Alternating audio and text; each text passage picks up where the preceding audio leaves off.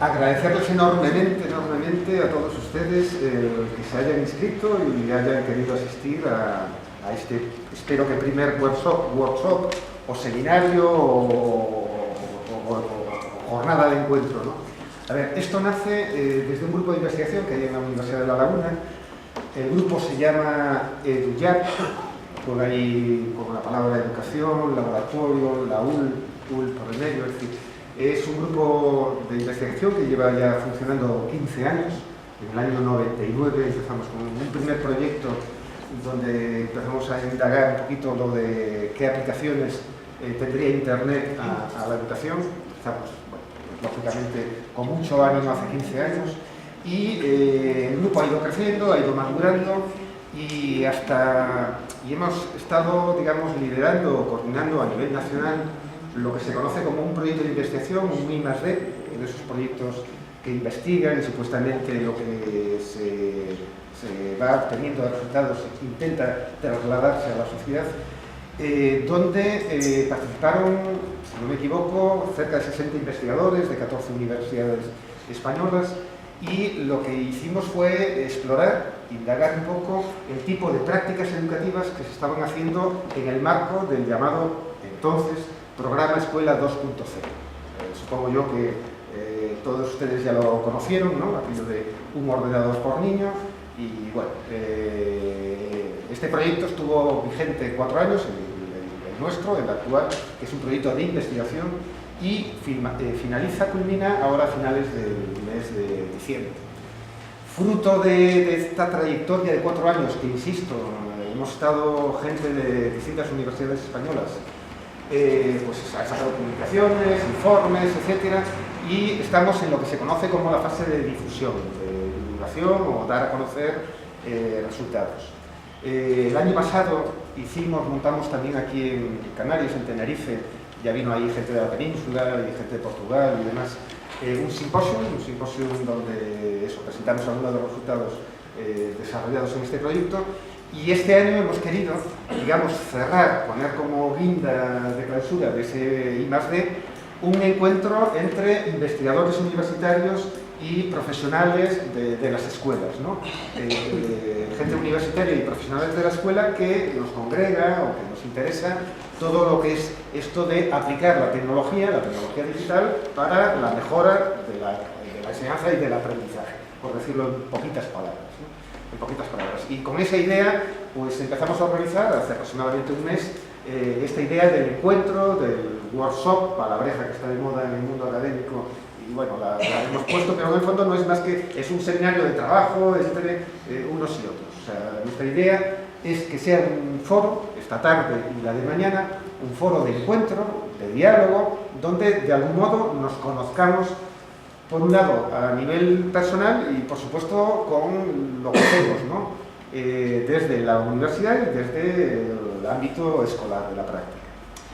En la organización, o sea, tal como configuramos este encuentro para dialogar, hemos pensado eso, dar la voz a 3 universitarios y a varios profesores, creo que son 8, 9 o 10, no recuerdo el número exacto, ¿no? Es decir, dar la voz para que cada uno hable desde el foro, el ámbito que hace, ¿no? Desde el mundo universitario hemos pensado, así de forma muy básica, que se nos cuente un poco lo que se trabaja desde el ámbito de la psicología, del ámbito del aprendizaje. Aquí en La Laguna, en la Universidad de La Laguna, la sección de psicología es una sección, o un grupo, ahora sección ante facultad, con una trayectoria investigadora muy importante. No sé si es conocida, pero a nivel tanto nacional como internacional, los investigadores del ámbito de la psicología en la Universidad de La Laguna es una gente que tiene eso, un reconocimiento y son gente muy de referencia, insisto, no solo a nivel nacional, sino también a nivel internacional. De todo ese ámbito de la psicología, pues bueno, había que elegir a alguien. Hemos contactado con el profesor Juan Eugenio Jiménez, que él lidera un grupo, lo tengo aquí apuntado porque todos los nombres, nos gusta poner nombres raros a la gente de la universidad, y un grupo que se llama en dificultades de aprendizaje, psicolingüística y nuevas tecnologías. Como ven, el nombre del grupo pues, nos encaja muy bien, ¿no? La idea es que nos cuente o veamos, descubramos qué están investigando, qué aportaciones tienen desde este grupo de investigación. Evidentemente no es todo lo que ellos han hecho, que es una trayectoria de muchos años, sino unas pinceladas, por lo menos para conocerlos, ¿no? El profesor Jiménez, como les decía, no solo es una persona importante en el ámbito de la Universidad de La Laguna. Él tiene una trayectoria a nivel internacional increíble, de verdad. A veces el hecho de ser de la casa pues hace que hola, ¿qué hay? Y tal, y poco más, ¿no? Pero sí les daría eso, como les digo, algunas pistas de por dónde anda su trayectoria de trabajo. Solo decirles que hace como 3 años la UNESCO le encargó todo un proyecto a nivel internacional para la evaluación, lo puede explicar mejor, evaluación inicial de la escritura. Él es reconocido sobre todo eso, en todos sus estudios de aprendizaje de la lectura, en primer lugar, y creo que últimamente de la escritura. No me voy a liar, más de 100 publicaciones académicas, un montón de proyectos de I+D, quiero decir, yo creo que tenemos aquí una voz muy reconocida en todo este ámbito. Y últimamente, por lo que yo sé, está dando el salto a la formación online y organizando una serie de programas formativos. Sé que tuvo, no sé si continúa, pero sé que tuvo un programa formativo online sobre la enseñanza de las matemáticas, Primate, pero no sé si sigue funcionando. Y tiene ahora uno en funcionamiento, que es el programa Letra, que creo que es el objeto de la charla. ¿Ok? Me estoy liando más de lo que quería. Bueno, no hace falta más que diga nada más. Yo solo, antes de darle la palabra a Juané, miren, yo tengo que agradecer en primer lugar al casino, al equipo directivo del casino, que nos haya dado la oportunidad de utilizar sus locales. Con esta idea de hacer un encuentro entre universitarios y profesionales de las escuelas, colegios, institutos y demás, hemos querido buscar un punto neutro, ¿no? Ni la academia, ni la universidad, ni el CEP o un centro. Hemos buscado eso, un sitio que es un punto tradicional, que tiene más de un siglo, donde nos encontramos los laguneros. Y bueno, agradecerles al equipo directivo que nos permitan esto y sobre todo, a un equipo humano que hay detrás. Yo pediría que os levantarais, Como veis, no, la inauguración no hemos dicho a vicerrectores, ni decanos, ni directores de departamento que vinieran, sino eso. Hay todo un equipo humano que es José Francisco Borrás, Nicolás González, Raquel Barreto, Ivonne, Carlos, que anda ahí detrás, Natalia no está, o no la veo, Natalia no vino, pero está por ahí, y Ana, que también coordinará alguna mesa. Bueno, todo este equipo ha estado, digamos, bajo la dirección, organización o como quieran decir, de Olga Cepeda. Ella ha sido quien ha asumido la responsabilidad de toda la infraestructura organizativa y lo bueno que va a salir es de ella, lo malo, lógicamente, de quien les habla, ¿no? Y nada más, la idea es que estemos aquí esta tarde y la de mañana, pues hablando, conociéndonos, dialogando y compartiendo cosas, ¿vale? Venga, poned, usted, si desea.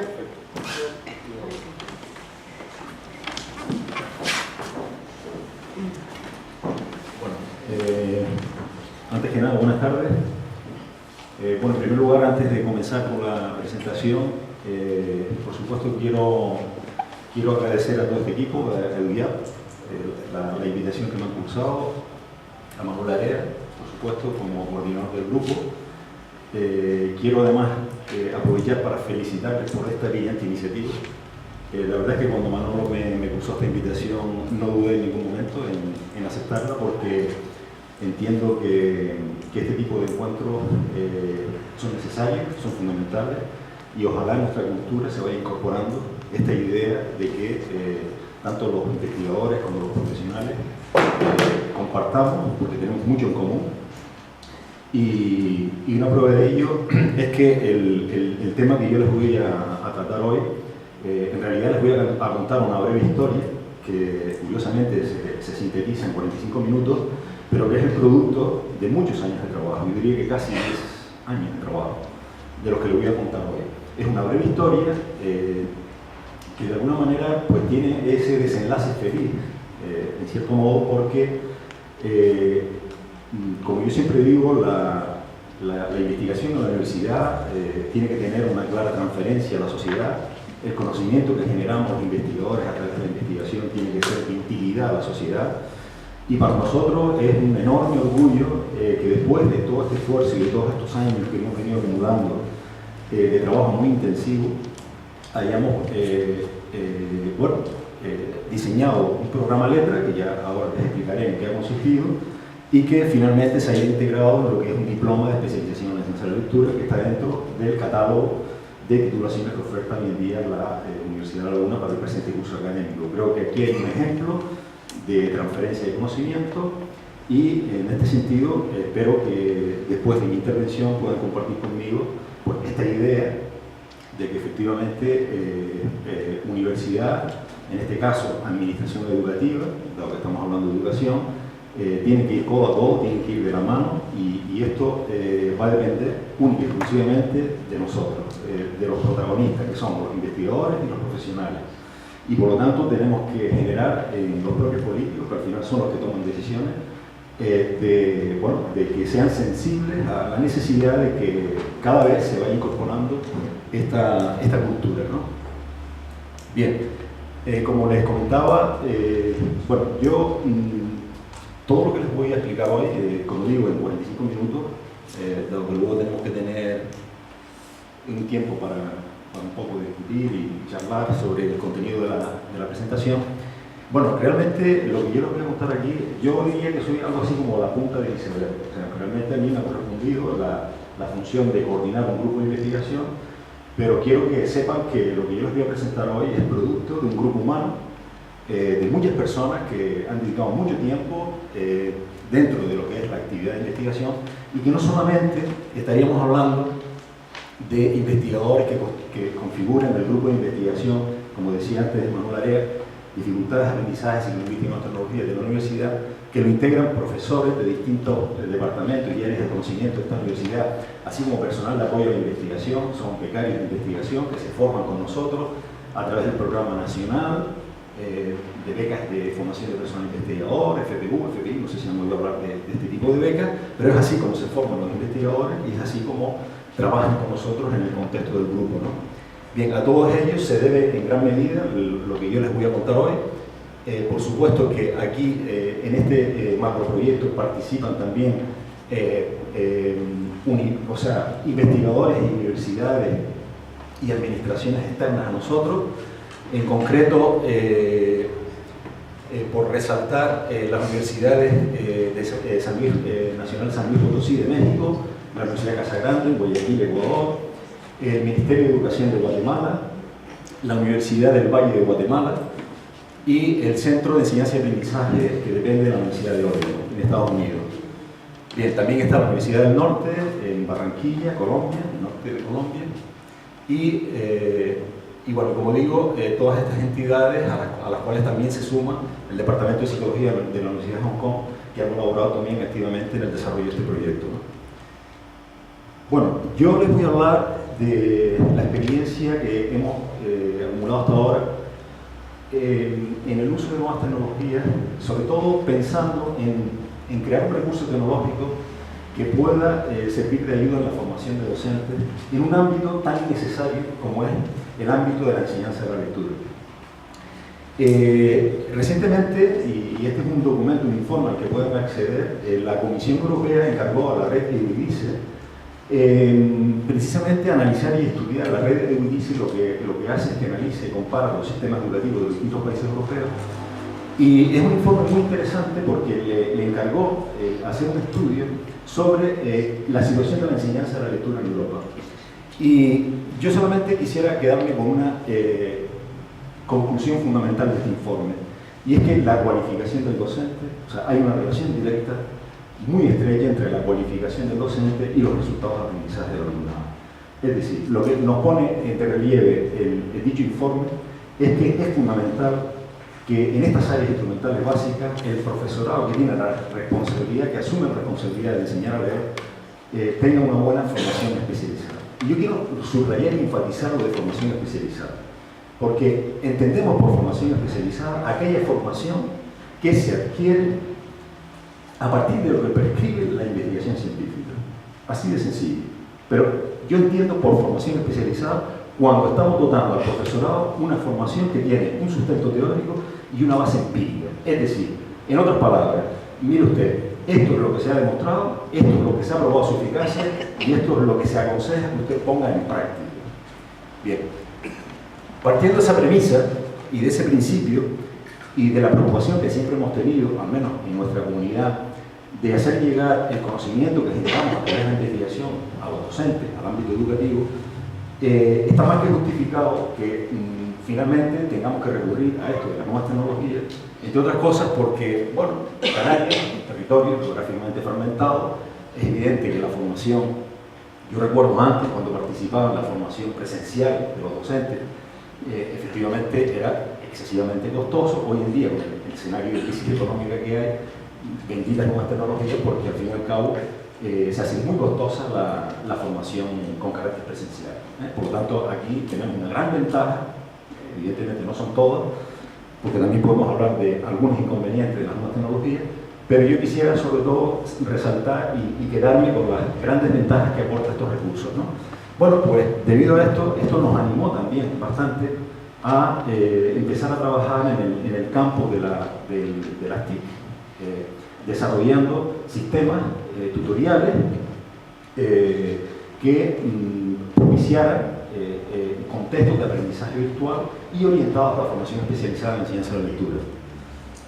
Bien, en este sentido, yo quisiera, y así es como voy a estructurar un poco el contenido de la charla, quisiera que primero conocieran la experiencia de cómo se diseñó el programa Letras. Y a continuación van a poder entender perfectamente cómo toda esa experiencia se integra en el contexto de un diploma de especialización en la enseñanza de lectura, que vendría a ser el título propio de posgrado que antes les comentaba que oferta ahora la Universidad de La Laguna dentro de su catálogo de titulaciones de formación de posgrado. Bueno, el programa Letras, mire, hay una cosa muy importante que yo quisiera un poquito resaltar, porque el programa Letras, vamos a ver, dentro de la filosofía del programa está no solamente la idea de hacer llegar el conocimiento que genera la investigación en lectura con implicaciones educativas claras de cómo hay que enseñar a leer, para de alguna manera que se cumpla eso de que existe una ciencia de la enseñanza de lectura, existe una ciencia para enseñar a leer, efectivamente, claro que existe, el problema está en cómo hacerla llegar a los docentes, pero quiero que sepan que además de este objetivo, está claro que no podemos perder de vista que el docente sobre todo tiene que armarse de recursos y información para saber afrontar sobre todo los casos difíciles, es decir, sobre todo lo que vamos a llamar a partir de ahora población de riesgo, es decir, niños que, y sabemos que en las aulas, en el primer ciclo de primaria o desde el periodo de educación infantil, ya hay niños que presentando una serie de indicadores están en una clara situación de riesgo. Y sabemos que nuestro sistema educativo está organizado de tal manera que si el niño no aprende a leer en el primer ciclo de primaria, difícilmente luego puede leer para aprender a partir del segundo ciclo. Evidentemente, cuando no se consigue este objetivo, evidentemente los profesores a partir del segundo ciclo de primaria te dicen claramente que dentro de sus obligaciones no está enseñar a leer. Por lo tanto, ese niño ha tenido que aprender a leer en el primer ciclo. Bien, ¿por qué digo todo esto? Porque el programa Letras se ha diseñado también con la idea de proporcionar recursos al profesor para saber afrontar la situación de niños que están en clara situación de riesgo. Y eso lo hacemos desde un paradigma que es poco conocido en nuestro país. Yo diría que incluso en todo el ámbito hispanoparlante, son iniciativas de países que nos llevan la delantera hace muchos años, planteamientos muy innovadores que se traducen en lo que se da en conocer modelos de respuesta a la intervención. Vendría a ser, digamos, la traducción al castellano. Entonces, ¿qué ocurre? Que Nosotros tuvimos, nuestro grupo de investigación, pues la verdad es que durante 10 años tuvimos la oportunidad de poder vivir una experiencia que yo diría que me ha servido para reafirmar una vez más la necesidad de que en el ámbito de la educación, la administración educativa tiene que ir de la mano, tiene que ir codo a codo con las universidades. ¿Por qué? Porque en esta experiencia que tuvimos durante estos últimos 10 años, pudimos participar, colaborar y proponer y sugerir para que en la ley, en la LOCSE, en la Ley Orgánica de Educación, se incorporase por vez primera el reconocimiento de una categoría de diagnóstico que hasta ahora no estaba reconocida en España, es decir, las dificultades de aprendizaje. Sí, realmente en esa legislación podemos decir que hay un hecho histórico porque por vez primera se reconoce ese término. Bien, ¿qué ocurre? Que Canarias es la única comunidad autónoma del Estado que desarrolla lo que prescribe la LOE en materia de atención a la diversidad. No existe ninguna otra comunidad del Estado que haya desarrollado decretos, órdenes, resoluciones que establezcan los criterios y procedimientos que hay que seguir para no solamente la detección temprana de niños que puedan presentar necesidades específicas de apoyo educativo derivadas de dificultades de aprendizaje, altas capacidades intelectuales, TDA, etcétera, etcétera, sino que además recoge la propia normativa cómo habría que intervenir, cómo habría que hacer ese tipo de intervención temprana. Bien, esto que les estoy diciendo es algo que se constata objetivamente a través del informe que publica el Ministerio de Educación, este que tienen aquí, ahora se los muestro porque también se lo pueden bajar por internet, se ha publicado recientemente, y es una radiografía de todo el Estado en España, de cómo está la situación en cada comunidad autónoma. Bien, quisiera resaltar, además, que la propia LOMCE no ha modificado absolutamente nada. Es más, si recurrimos a la orden, el decreto y orden que publica el Boletín Oficial de Canarias, curiosamente vemos incluso hasta redacciones del texto que parece que algo así como que se ha copiado directamente de la propia legislación canaria, pero lo positivo es que la OMS no ha modificado nada de esto y lo sigue respetando y lo sigue ratificando, ¿no? Bien, esta es la carátula de este informe que les hablo. ¿Y por qué les estoy tratando de hablar de este informe? ¿Y por qué de la legislación en Canarias? Que además de fijar los criterios de identificación de poblaciones de riesgo, además aporta el tema de cómo habría que intervenir, de los procedimientos de intervención. Porque miren, una de las principales conclusiones de este informe, que es una cosa que yo quisiera resaltar, es que generalmente cuando los niños tienen dificultades en la escuela de aprendizaje, suele ser el orientador en el que recae la función de evaluación y la intervención por parte del maestro o tutor. Curiosamente, se empiezan a detectar estas dificultades a partir del tercero o cuarto de primaria. Otra de las conclusiones es que el vínculo familia-escuela es muy débil, no hay intervención en la ESO y solo Canarias recoge en su normativa programas preventivos de refuerzo. Y quiero resaltar esto. Dirigidos al alumnado de infantil y primaria con riesgo de presentar dificultades en avanzar con normalidad en los aprendizajes instrumentales básicos. Estos programas consistirán en intervención en grupos de 3 a 5 escolares durante 35 minutos diarios. Bien, ¿qué supone esto? Pues miren, esto supone que en España ha predominado hasta ahora un modelo de respuesta a la intervención. Y lo que estamos proponiendo, precisamente desde el ámbito de la propia investigación en educación, es que es necesario y urgente que se pase ya a sustituir este modelo por un modelo de respuesta a la intervención. ¿Qué supone un modelo de respuesta a la intervención? Bueno, un modelo de respuesta a la intervención se caracteriza porque está estructurado en distintos niveles, porque tiene un carácter preventivo, porque está basado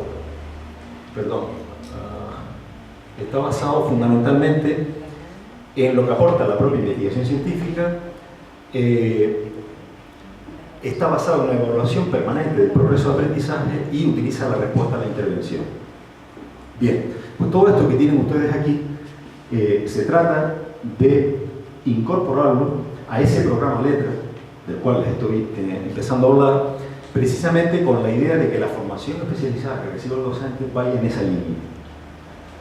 Vaya en esa línea en la medida en que le estamos aportando al docente un conocimiento de cómo debe estructurar el currículum, de la importancia que tiene la prevención, en este caso, de materiales de enseñanza, y esto es muy importante, materiales didácticos que se ha probado su eficacia, que dispongan de medidas de progreso de aprendizaje de los alumnos, y cuando digo de medidas de progreso me estoy refiriendo a medidas basadas en el currículum, pero que fundamentalmente son medidas que han sido diseñadas para evaluar justamente aquellos componentes que incorporan esos materiales didácticos o de enseñanza con los cuales se ha podido probar su eficacia. Ahora les hablaré de cuáles son esos principales componentes, que cuando vamos a la práctica educativa, pues generalmente muchos de ellos brillan por su ausencia. ¿Pero por qué? Pues sencillamente por el problema que señalaba yo antes, porque si no se dan este tipo de encuentros, este tipo de colaboración entre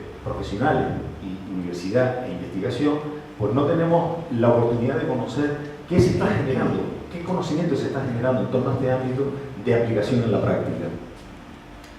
Bien, esto de los niveles es importante porque estos materiales están diseñados primero para que el profesor tutor pueda implementarlos en el contexto del aula. En segundo lugar, están diseñados para que sean adaptables a niños que en principio empiezan a mostrar resistencia a ese tipo de intervención que por otro lado está justificada desde el punto de vista de lo que aporta la evidencia científica.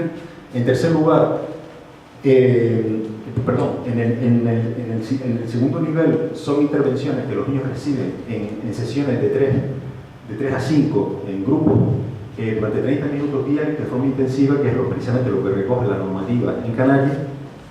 El nivel 3 requiere un nivel de intervención más intensivo que se irá determinando. Hay un proceso de toma de decisiones que siempre va a depender de las medidas de progreso de aprendizaje y del resultado que te van aportando. En ese sentido, hay decisiones que hay que tomar para que esa intervención se haga de forma más individualizada.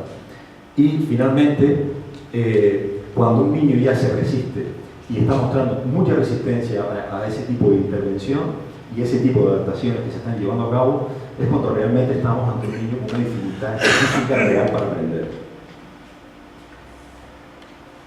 Bien, uno de los principales objetivos o retos que hay que conseguir para poder desarrollar un sistema tutorial en plataforma Moodle que permita esta formación especializada al docente es que incorpore materiales de enseñanza donde se haya probado previamente su eficacia.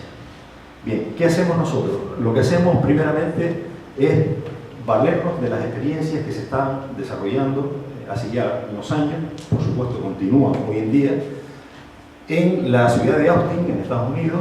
Sylvia Thompson es una investigadora que trabaja, lidera todo este movimiento del modelo de respuesta a la intervención, y en la zona norte de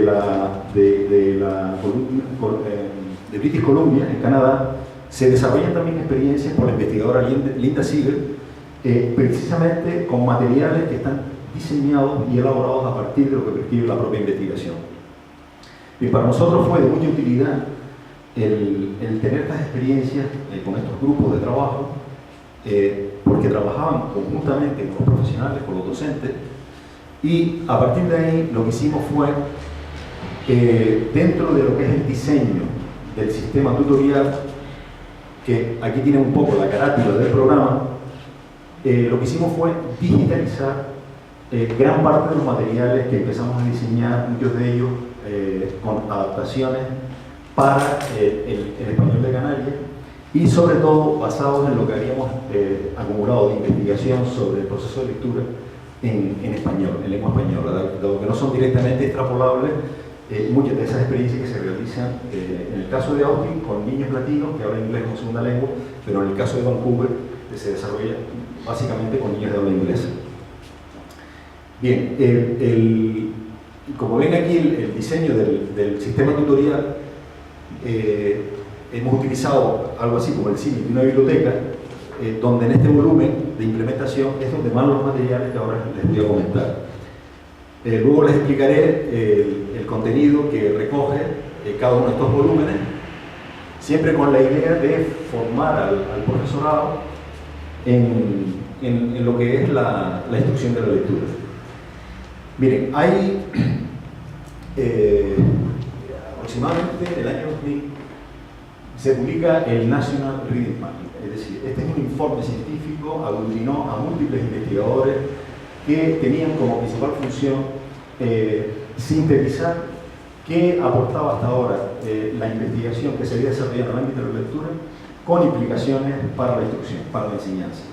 Y de ese informe, los principales componentes, o llamémosle los cimientos sobre los que se debe construir el proceso de lectura cuando los niños aprenden, gira en torno a conciencia fonológica como un componente importante, conocimiento alfabético, fluidez, vocabulario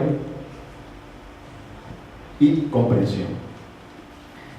Bien, los materiales didácticos que se diseñan, todos ellos, evidentemente, tratan de centrarse, o sea, se desarrollan, se diseñan actividades para que el profesor pueda trabajar con los niños todos y cada uno de estos componentes. Ahora bien, estos componentes, evidentemente, que se trabajan en otros contextos idiomáticos y en otras lenguas, no pueden ser extrapolables directamente a nuestra lengua. Y les comento por qué. Entre otras cosas porque la lengua española difiere bastante, por ejemplo, de la lengua inglesa, que es donde en mayor medida se han hecho y se han desarrollado en la mayor parte de experiencia. Fíjense ustedes cómo eso ha influido para que incluso en nuestra propia cultura, en su día se pusieran de moda métodos de enseñanza que se centran fundamentalmente en la globalización a la hora de enseñar el código alfabético. Bien, curiosamente, cuando analizamos las diferencias ortográficas y fonológicas del español y la lengua inglesa, nos damos cuenta de que el español contiene una ortografía que es muy transparente. Nuestro alfabeto, con unas 20 y tantas letras, cada letra representa un fonema. Sin embargo, cuando nos vamos a estas lenguas con ortografías más opacas, como sería el caso del inglés, nos encontramos que no siempre una letra te remite siempre al mismo sonido, al mismo fonema. Es todo lo contrario. Es decir, por poner un ejemplo, la A en inglés te remite a 5 o 6 sonidos, cuando la A en español te remite a un solo sonido. Bien. ¿Por qué estoy subrayando este tipo de diferencias? Porque la instrucción que se plantea es una instrucción que va un poco más lejos de, por así decirlo, de las creencias que se han ido acumulando en torno a cómo hay que enseñar a leer a los niños. Sobre esto ha habido mucho debate y mucha discusión, y que si no se entra y se profundiza en un análisis de las diferencias lingüísticas entre lo que es el español y esas otras lenguas donde hemos importado esas modas o esas formas de instruir a los niños en la lectura, pues no caemos en la cuenta de que ese no sería el camino correcto para instruir en español de manera más eficiente, ¿no? Pasa lo mismo con el conocimiento alfabético. El conocimiento alfabético es una habilidad fundamental que tiene que ver con el conocimiento de las reglas de correspondencia, grafema, fonema. Claro, todo eso justifica en alguna medida que también otras falsas creencias o concepciones erróneas que ha habido en torno a la preparación para enseñar a leer hayan girado en torno a la importancia que se le ha dado a la psicomotricidad, a que el niño no confunda la derecha y la izquierda, los conceptos de arriba abajo, etc. Y que hasta que eso no esté bien establecido, no se puede iniciar en el código alfabético. Bien, lo cierto es que la investigación no va precisamente en esa dirección, no va en ese sentido, y por lo tanto, cuando uno ve cuáles son los materiales que están propuestos aquí, que se prescriben para que sean puestos en práctica, para nada tienen que ver con la psicomotricidad, para nada tienen que ver con ese tipo de habilidades, porque al fin y al cabo, esas no son las habilidades críticas, esos no son los cimientos sobre los que se construye luego el aprendizaje lector. El tema de la fluidez, otro componente importante en una lengua transparente como el español, donde las palabras se pueden descodificar fácilmente, donde los niños aprendiendo el sonido de las 5 vocales y de 2 o 3 consonantes que tienen autonomía en la descodificación. ¿Qué beneficio aporta todo eso? Bueno, el principal beneficio es que los niños pueden adquirir mayor fluidez en la lectura. Hoy en día no es tan importante leer con exactitud y precisión, sino hacerlo además con expresividad y con rapidez. Y eso es lo que está contribuyendo a que los niños comprendan. ¿Por qué no comprenden los niños? Quizás porque el énfasis que se le da desde un principio a formas muy mecánicas de descodificación del lenguaje escrito posiblemente vaya en detrimento del desarrollo de habilidades tan importantes y tan críticas para la comprensión como serían la fluidez. En fin, no quiero entrar mucho en este tema, en este contenido, porque como ustedes comprenderán, no sería el objetivo de la presentación de hoy. Bueno, y por último, vocabulario y comprensión. Bien, en este caso se plantea también un orden secuencial de cómo hay que instruir, y lo que se hace es digitalizar todos los materiales. Cuando el docente accede al libro de implementación en la aplicación en línea, pues prácticamente se despliega cada libro con todas las actividades secuenciadas, estructuradas. Se despliegan también las actividades en secuencia respecto a las actividades que tiene que desarrollar el alumno. Y lo más importante es que estos materiales se presentan de una forma muy estructurada, muy sistemática, y obedecen a un paradigma de instrucción, la instrucción directa. Como características fundamentales de este tipo de instrucción tenemos que debe ser directa, explícita, sistemática, y donde se ha de controlar el tiempo de instrucción. Miren, la forma de justificar por qué hay que instruir de esta manera cuando los niños aprenden a leer es sencillamente porque, como bien demuestra y aporta hoy en día la investigación en neurociencia, es claro y evidente que cuando los niños aprenden a hablar no requieren o no necesitan de alguien que les enseñe de forma sistemática. Entre otras cosas porque en cualquier país, en cualquier contexto idiomático, todos los niños aprenden a hablar a la misma edad, aproximadamente. ¿Y eso por qué? Pues sencillamente porque nuestro cerebro humano sí está preparado para desarrollar el lenguaje oral. Y eso es producto de una evolución biológica. Pero cuando se quiere aprender el lenguaje escrito, evidentemente se requiere de un contexto formal de enseñanza-aprendizaje, se requiere estructurar los contenidos, se requiere de una instrucción sistemática, intensiva.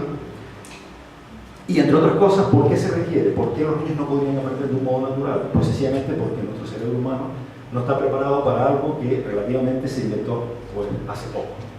Si nos ponemos a mirar en cuanto a la historia de la evolución biológica del ser humano.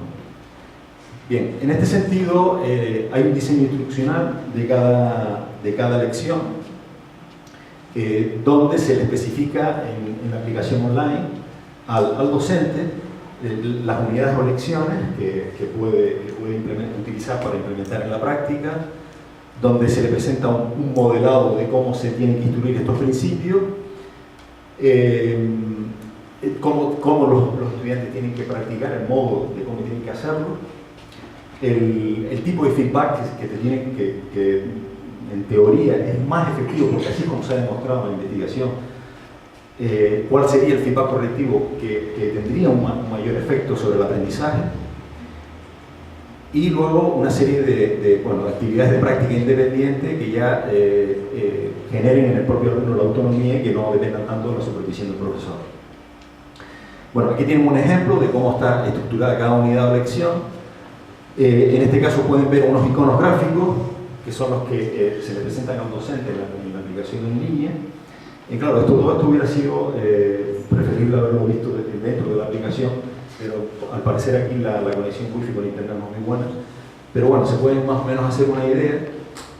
Aquí el profesor tiene el modelo de instrucción directa, sabe cómo tiene que instruir cada fonema, la secuencia que ha de seguir, y además se le proporciona recursos de cómo actuar en función de cómo el alumno se vaya resistiendo a esa intervención o cómo el alumno vaya mostrando dificultad a la hora de progresar en este tipo de aprendizaje, ¿no? Bien, aquí tienen, por ejemplo, para el componente de la fluidez, tienen materiales que se han diseñado para que el niño precisamente practique ese componente tan importante de la lectura como es el leer con exactitud y precisión, pero con cierta rapidez, con expresividad. Y todo el material aparece en la aplicación en línea, secuenciado, de manera que solamente aquellas frases que los niños tienen que practicar y leer con fluidez contienen previamente los fonemas que han sido entrenados previamente, ¿no? Es decir, está programado para que se haga esa secuencia. Y además los fonemas están secuenciados conforme a criterios científicos, no conforme, les pongo un ejemplo. En la práctica nos vamos a las editoriales y vemos, por ejemplo, que la mayor parte de los manuales que se editan, además con el visto bueno del Ministerio de Educación, a los niños se les empieza a enseñar con la P, por ejemplo. Claro, evidentemente, lo que la investigación nos ha demostrado es que la P es un sonido oclusivo, no es prolongable en su pronunciación, y cuando analizamos la dificultad que puedan, o facilidad con la que los niños puedan elaborar representaciones fonológicas del lenguaje, justamente es con los fonemas oclusivos donde más dificultades tienen los niños a la hora de representarse fonológicamente el lenguaje. Entonces, ¿cómo es que iniciamos el código alfabético, la enseñanza del código, sobre la base de, yo diría que una falsa creencia, en el sentido de que muchas personas argumentan, de hecho, que claro, evidentemente si los niños las primeras palabras que empiezan a pronunciar es papá y mamá, pues por eso empezamos por lo que. Pero claro, eso no tiene fundamento.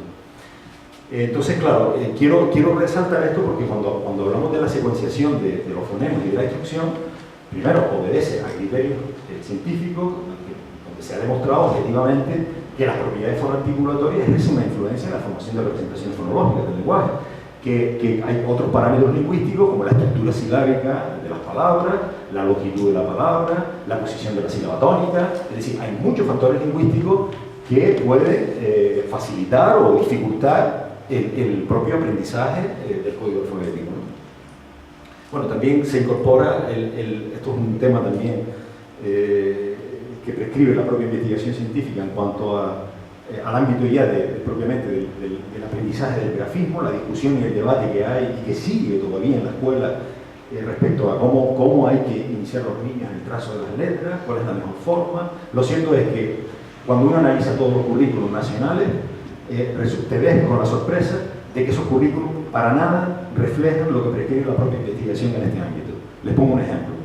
Hablamos de caligrafía y seguimos obsesionados en que el niño tenga una bonita letra, es decir, nos esforzamos para que el niño haga una letra casi perfecta. Bien, consecuencia negativa, que el niño no adquiere fluidez en el automatismo del grafismo. Por lo tanto, si no se consigue esa automatización en la realización del grafismo, todo esto va en detrimento de una pobre expresión escrita.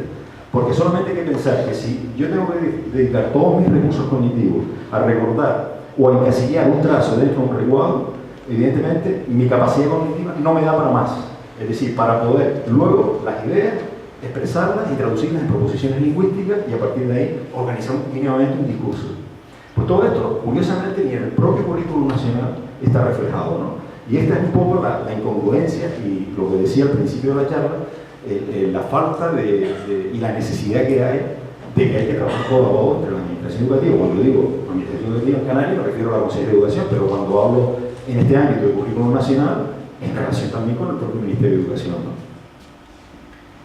Bueno, como yo insisto tanto en la idea de que lo que se va a digitalizar tiene que probarse previamente su eficacia, toda esa adaptación que se hizo para el español de Canarias, de hecho fue probada experimentalmente en nuestra comunidad autónoma. De hecho participaron muchos centros de forma totalmente optativa, porque así fue como lo decidió la propia Dirección General de Ordenación y Promoción Educativa, donde se analizó los efectos de estos materiales en niños que habían sido identificados en situación de riesgo y además lo que se pretendía era ver hasta qué punto estos materiales conseguían mejorar esos 4 o 5 componentes que antes les hacía referencia, sobre los cuales se estructura todo el programa de instrucción. Bueno, al final participaron unos 32 colegios que llevaron a cabo la intervención, 6 grupos control. En ambos grupos, experimental y control, había niños en situación de riesgo. Claro, evidentemente había que probar si efectivamente, estando el niño en situación de riesgo, lo que está recibiendo en la escuela, hasta qué punto eso sería suficiente en comparación a cuando le estamos proporcionando algo diferente a lo que se está recibiendo en ese momento, ¿no?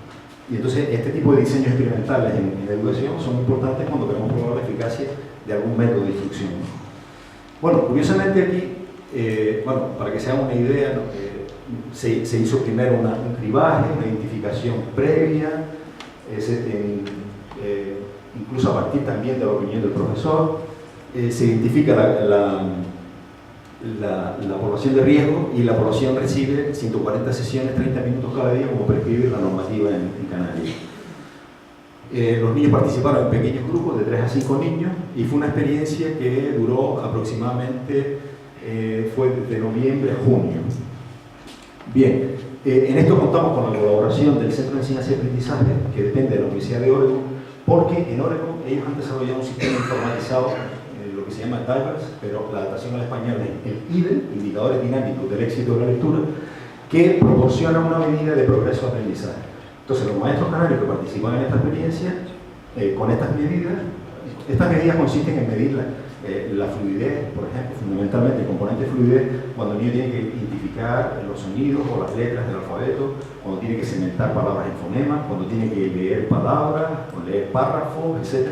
Entonces, lo que hacíamos es que el profesor de aquí, cuando aplicaba esas medidas, los resultados los remitíamos a Oregon, a ese centro que los informatizaba, y automáticamente los profesores recibían unos gráficos que ahora les mostraré sobre